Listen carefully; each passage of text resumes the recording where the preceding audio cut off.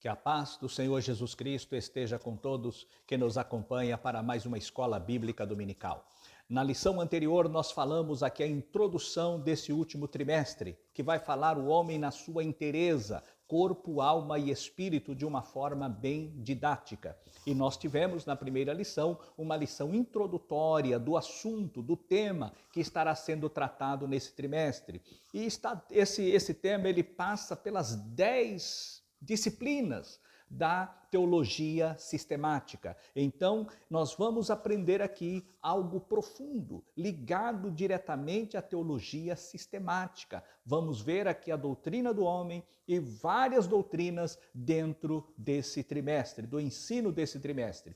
E essa lição de hoje, ela começa no primeiro bloco de lições que vai falar acerca do corpo, o segundo bloco sobre a alma, o terceiro bloco de lições sobre o espírito e, por fim, a última lição, a lição de número 13, estará fazendo o fechamento, assim como a primeira, a lição de número 13, ela estará fazendo a conclusão. Esse que vos fala é o pastor Antônio Dias, somos aqui de Americana e já convido a você, se ainda não for, se inscreva no canal, comente, compartilhe, se interaja com a aula e assim o YouTube interpreta que o assunto é importante, que o assunto está sendo valorizado e outras pessoas serão alcançadas para ouvir a palavra e também crescer na graça e no conhecimento. Esta lição, ela vai abordar alguns pontos.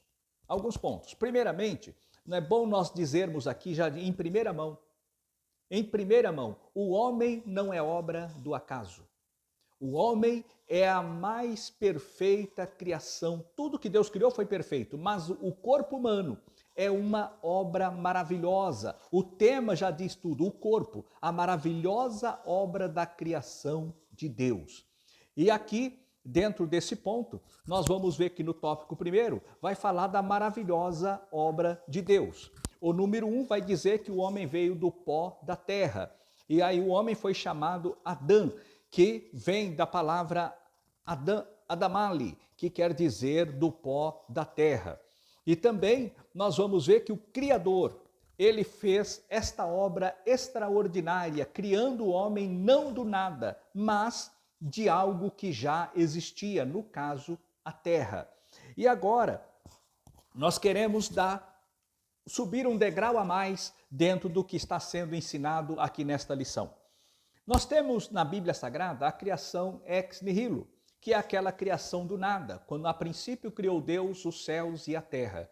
Então nós vamos ver que Deus criou do nada, assim como criou todo o mundo vegetal, o mundo animal, os astros celestes foram criados do nada. A Bíblia não traz assim referência à criação angelical, mas também fora criado do nada. E Deus criou assim também todos os céus e a corte angelical.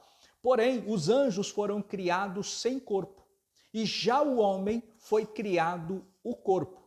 E quando Deus cria o corpo humano, ele faz então a sua obra maravilhosa, que é impossível ser obra do acaso. Aqui já no tópico primeiro da nossa lição, ele vai trazer aqui que Deus é o autor da vida e a individualizada formação integral.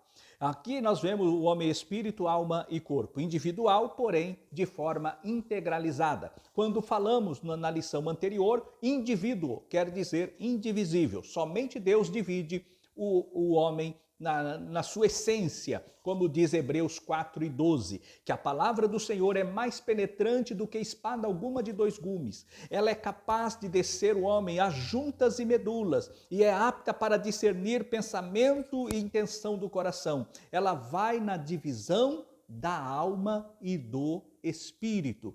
E assim nós vemos a profundidade da palavra de Deus. Pois bem, quando falamos sobre a criação ex nihilo é aquela criada do nada. E a criação yatsar é aquela que molda, que parte de algo existente. Adão, no caso, foi do pó da terra. Aí nós temos também 2 pontos a ser abordado. Por exemplo, a criação imediata e a criação mediata. A criação imediata é aquela ex nihilo, que é diretamente de Deus, Deus fala, Deus age e Deus cria. E a imediata é aquela que passa por um processo formativo. Pois bem, quando Deus, a Bíblia vai falar que Deus criou o homem do pó da terra. E vai dizer assim, aí vem aquela pergunta, que dia que Deus criou o homem? Foi no sexto dia. Aí vem a segunda pergunta, uma pergunta capciosa. Se Deus criou o homem no sexto dia, então que dia a mulher foi criada? Então nós podemos entender que ambos foram criados no mesmo dia. Quando a Bíblia vai dizer que Deus criou o homem, macho e fêmea os criou. Esta criação é aquilo que está no interior de Deus. Então Deus criou. Agora, fala no capítulo 1. No capítulo 2 do Gênesis, nós vemos a formação do homem. Como Deus formou o homem do pó da terra. E assim, nós vemos que a substância, toda a substância que existe na terra, ela está dentro do corpo humano. O corpo humano, em outras palavras, é uma terra em miniatura. E ouvindo uma palestra de um médico, já há muito tempo, ele trouxe algumas informações interessantíssimas. Mas antes de chegarmos ali, eu quero dizer algo. Por exemplo, vem aquela questão, quando começa a vida? É uma pergunta que hoje está na mídia, o pensamento progressista que defende a questão do aborto. Então, nós temos aqui algo a dizer sobre isso. Que eles estão dizendo, permitindo o aborto depois de um número X de semana, defendendo que não há vida. Mas isso não é verdadeiro pela palavra de Deus. Quando começa a vida do ser humano? Nós vamos ver pelo nosso próprio texto, aqui nós já podemos entender da nossa leitura bíblica em classe no Salmo 139, do versículo de 1 a 4 e depois do verso 13 ao 18. Então, olha só, Senhor, Tu me sondaste e me conhece.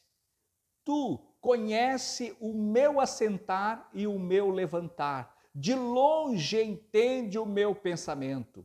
Cercas-me com o andar e o meu deitar, e conhece todos os meus caminhos, sem que haja uma palavra na minha língua. Eis que, ó Senhor, tudo conhece. Então está mostrando a grandeza de Deus, como Deus conhece. Mas aí lá no final, ele vai dizer algo lindo. Mas os meus ossos não se foram encobertos quando no oculto foi formado e entretecido como nas profundezas da terra. Os meus olhos viram o meu corpo ainda informe. Ou melhor, os teus olhos viram o meu corpo ainda informe, e no teu livro todas as coisas foram escritas, as quais iam sendo dia a dia formada, quando nem ainda uma delas havia. Então mostra que o salmista está mostrando que desde a concepção humana, ali já tem a vida começa ali. E qualquer interferência na continuidade desta vida, ela é criminosa, ela afronta a palavra de Deus e fere o nosso Criador. Pois bem, o corpo humano, ele possui algumas coisas maravilhosas. Aliás, algumas não, o corpo humano ele é maravilhoso. Primeiramente, as pessoas veem a pele ela cobre o corpo humano por inteiro. Agora nós vamos observar que a nossa cabeça, ela é osso, ela é toda de osso. Por quê? Porque na cabeça estão os principais órgãos. Nós temos aqui o tato, que é o sentir da pele, nós temos a visão, temos o olfato, temos o paladar, temos a audição. Então nós temos aqui dentro na cabeça praticamente a presença dos 5 sentidos do corpo humano. E a nossa pele, ela é o acabamento final daquilo que já existe no interior. Então nós vamos ver ainda outra coisa.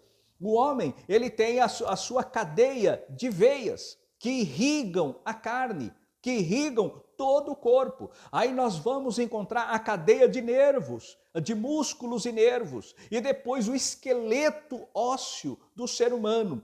E assim a carne que preenche aqui todo este corpo e é segurada pela pele, isso é obra maravilhosa de Deus. Só Deus poderia fazer algo. É impossível isso ser obra do acaso. Pois bem, nós podemos entender ainda que quando fala-se do corpo humano, existe alguns embates um tanto discrepantes, né? Nós vamos ver o platonismo. O platonismo, ele desvaloriza o corpo, ele despreza o corpo. Por outro lado, o maniqueanismo, ele fala acerca do bem e do mal, que as forças são forças equivalentes. Temos também o gnosticismo, que o material, né, ele fala que a matéria ela é associada ao mal e que por isso Cristo nunca teve corpo. Então são esses detalhes. Hoje nós estamos vendo a questão, está muito em voga, a questão do narcisismo, ou seja, o neoplatonismo. Temos o neoplatonismo e temos também o narcisismo. O narcisismo é quando a pessoa se torna ídola, ela começa a idolatrar o próprio corpo. Aí é aquela pessoa por demais narcisista. E existem algumas nomenclaturas que se dá que não convém aqui nós repetirmos aqui nesta aula, até porque não é interessante na questão do crescimento espiritual e nem para a nossa fé. Pois bem, quando nós vamos falar do corpo humano, como que Deus fez o corpo humano? Como eu disse há poucos minutos, né? Um médico em uma palestra, ele falou quando foi questionado acerca do ateísmo, se ele era ou não ateu. Ele fala, como que eu não posso acreditar em Deus? Isso ele falando para médicos, dizendo aos médicos, pessoas que tinham a mesma graduação e formação que ele. Então ele vai dizer assim, que o homem, ele é composto de 46 cromossomos. 46 cromossomos. Agora, um cromossomo, um único cromossomo, ele possui 5 bilhões de nucleotídeos. 5 bilhões de nucleotídeos. E eles estão sobre 4 bases, que é adenina, citosina, guanina e timina. Então, isso formam 4 ganchos. Isso mostra se é 5, já estamos falando de 20 bilhões de nucleotídeo. E ele faz ainda a seguinte colocação, que quando nós formos aqui uma letra, por exemplo, ela equivale a 6 bytes. Uma letra de qualquer alfabeto, de qualquer língua falada no mundo. 6 bytes é o suficiente para representar uma única letra. E quando ele começa a fazer os cálculos, que ele vai dividir 20 bilhões por 6, chegaremos a 3 bilhões de letras, que uma palavra em média, né, ela possui 6 letras. Aí nós estamos falando de 500 milhões de palavras. E uma página média, ela comporta 300 palavras. Isso vale dizer que o ser humano, dentro de um cromossomo, nós vamos ter aí 2 bilhões de páginas. 2 bilhões de páginas, equivalente a 4.000 livros de 500 páginas. Olha só, isso em um cromossomo. Então ele fala, por isso ele se nega a não acreditar, a não acreditar na falácia do evolucionismo. Mas ele diz, somente um Deus todo-poderoso poderia criar o homem desta maneira. Então, nós estamos vendo que tudo no nosso corpo se comunica. E o nosso corpo é uma obra perfeita. É uma obra perfeita. Se toca na planta do pé, nós vamos sentir uma sensação. Mas essa sensação é uma sensação nervosa. E quem manda essa sensação nervosa? O cérebro. Ela comunica com o cérebro e o cérebro responde em frações aí de centésimos, milésimos, e a pessoa sente que está sendo tocada na planta dos pés. Assim também sobre o couro cabeludo, nos braços, e assim sucessivamente por todo o corpo. Então, o homem, ele é uma obra perfeita do Deus Todo-Poderoso.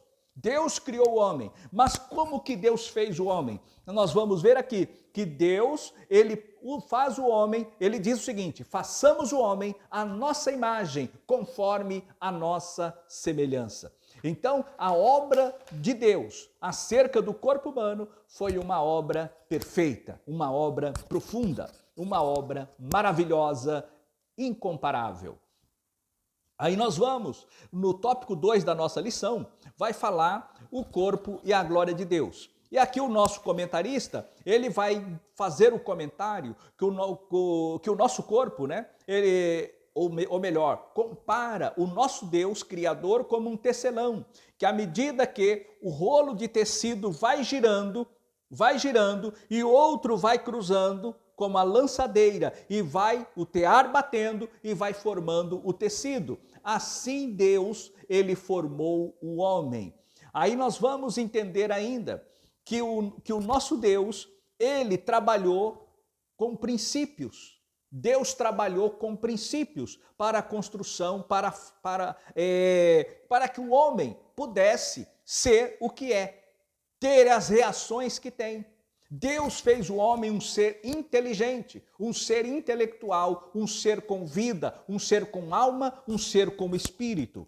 Aí nós vamos entender ainda que aqui no tópico 2 ele vai falar acerca dos extremos, que nós fizemos uma breve menção, e por fim, no tópico 3 vai falar o corpo e a coletividade. Está falando, esse assunto, está falando que hoje muitas pessoas estão procurando os cultos online, acerca da tecnologia, a distância. Olha, não que não seja válido, não que não seja bom, não que não seja algo que nos acrescente, ouvir uma mensagem, um hino, uma pregação online, participar de uma reunião online. Hoje, como advogado, nós temos aqui a maioria, 99% das nossas audiências, no meu caso, são todas online e não presenciais. 99%, todas elas online. Então, e as pessoas também estão aprendendo a cultuar de forma online. Mas aí tem o perigo, porque a Igreja de Cristo, ela é um organismo vivo. Cristo é a cabeça da igreja e a igreja forma o corpo de Cristo. E essa história de cultuar em casa, de autodidatismo religioso, isto é antibíblico, vai contra a palavra de Deus. Deus, ele reprova essas coisas. Então porque Deus, ele vai falar de pastores, Deus vai falar de liderança. Lá em Efésios, no capítulo 5, nós vamos ver ali que o Senhor, ele deu uns para apóstolos, outros para profetas, outros para evangelistas, outros para pastores, outros para doutores, para mestres, querendo o aperfeiçoamento dos santos. Para quê? Para que o corpo de Cristo seja edificado, para o exercício ministerial. Então, nós vemos assim, que Deus, ele quer a sua igreja unida, a comunhão, que foi o pilar da igreja em Jerusalém. Quando começa a igreja, como aprendemos no trimestre passado, em Atos dos Apóstolos, no capítulo 2 e no versículo 42. E perseveravam na doutrina dos apóstolos, na comunhão, no partir do pão e nas orações. Então nós vemos aqui os 4 pilares da igreja em Jerusalém. A comunhão. E esta comunhão é um sinal da manifestação do amor de Deus. Porque o Senhor, ele vai falar na sua oração sacerdotal, lá no Evangelho segundo João, no capítulo 17 e no versículo 20, no Evangelho, quando o Senhor faz a oração sacerdotal, ele vai orar da seguinte forma, no versículo 20.